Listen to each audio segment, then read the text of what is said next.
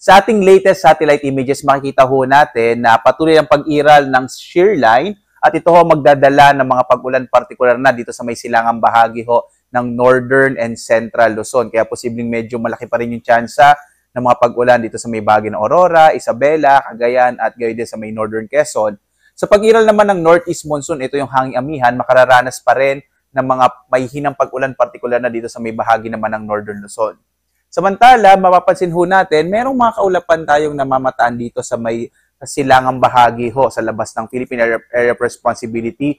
Mga cloud cluster ito na sa ngayon ho, medyo maliit pa naman yung chance na maging bagyo pero patuloy pa rin nating i-monitor sa mga sunod na araw. Yung nalalabing bahagi na ating bansa, Visayas at Mindanao, ay makararanas pa rin ng mga isolated rain showers and thunderstorms. So sa kabuuan ho, generally fair weather sa malaking bahagi ng ating bansa. Pero wag pa rin ho kayo magugulat kung meron tayong mga localized rain showers and thunderstorms na pwede pa rin mangyari, lalo na sa hapon hanggang sa gabi. Yung iba't iba nating mga Regional Services Division, nagpapalabas ho tayo ng thunderstorm advisory, mga rainfall warning at mga heavy rainfall warning kung may mga namamataan po tayo.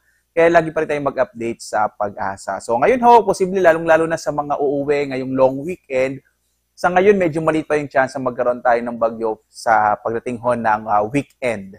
At narito nga yung mas specific nating panahon dito sa Luzon. Makikita ho natin, malaki yung chance pa rin ng mga pag-ulan partikular na sa may bahagi ng Aurora, Isabela, gayon din sa mainland Cagayan at Northern Quezon. Epekto pa rin yan nitong shear line o yung nasa pagitan ho ng mainit at malamig na hangin. Samantala, posible pa rin yung mga pag-ulan, dulot naman ng amihan dito sa may Batanes at Babuyan Islands habang mga pulupulong maihinang pag-ulan ang maaaring maranasan sa may bahagi ng Ilocos at ng Cordillera at nalabing bahagi ng Cagayan Valley. Kaya mapapansin ho natin doon sa mga lugar kung saan nakakaapekto yung Northeast Monsoon o amihan, ang isa hong katangian nga niyan ay posible po na less yung chance o less yung mga possibilities ng mga thunderstorm. Iba ho kasi yung katangian ng mga kaulapan kapag ho ang nakakapekto ay Northeast Monsoon o amihan. Kaya sa lalabing bahagi naman na ating bansa, dito sa Central Luzon, Mimaropa, Calabarzon at Kamaynilaan at sa Bicol Region, inaasahan natin yung isolated rain showers and thunderstorms o pulupulong pag-ulan, pagkidlat, pagkulog na maaring maranasan.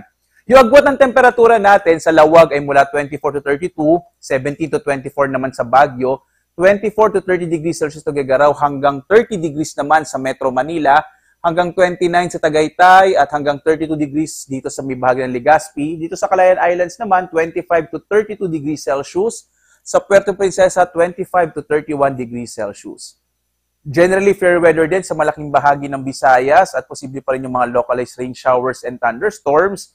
Agwat ng temperatura sa Iloilo ay 26 to 32 degrees Celsius. Sa may bahagi ng Cebu ay 25 to 32. Sa Tacloban naman, 26 to 31 degrees Celsius. Malaking bahagi naman ng Mindanao ay makararanas ho ng mga isolated din o pulupulong pag-ulan, pagkidlat, pagkulog. At ang temperatura sa Zamboanga ay 24 to 34 degrees Celsius. Sa Cagayan de Oro, 24 to 32 degrees Celsius. Sa Davao naman, nasa 24 to 33 degrees Celsius. Sa mga maglalayag naman ho sa ating mga baybayin at sa ating mga karagatan, lalong-lalo na sa mga magbabiyahe ngayong long weekend, wala tayong nakataas na gale warning sa ngayon. Kaya ligtas naman pumalaot yung mga maliliit na sasakyang pandagat at maliliit na mga bangka dito sa ating kapuluan. Pero iba yung pag-ingat pa rin kapag meron ho tayong mga thunderstorms na maaaring magpalakas ng alon ng karagatan.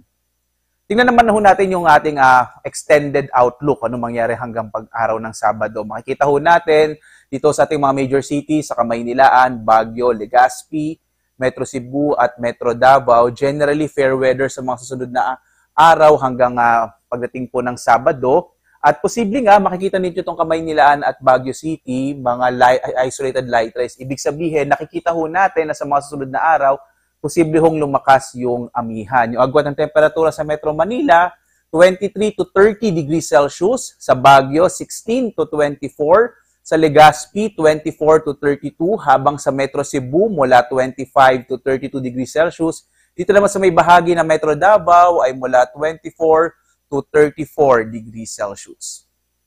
Ang araw naman natin ay sisikat ganap na 5:49 ng umaga. So papalit na ho yung ating pagsikat ng araw habang yung paglubog nito nasa 5:31 ng hapon. Mas nagiging maaga na po. No?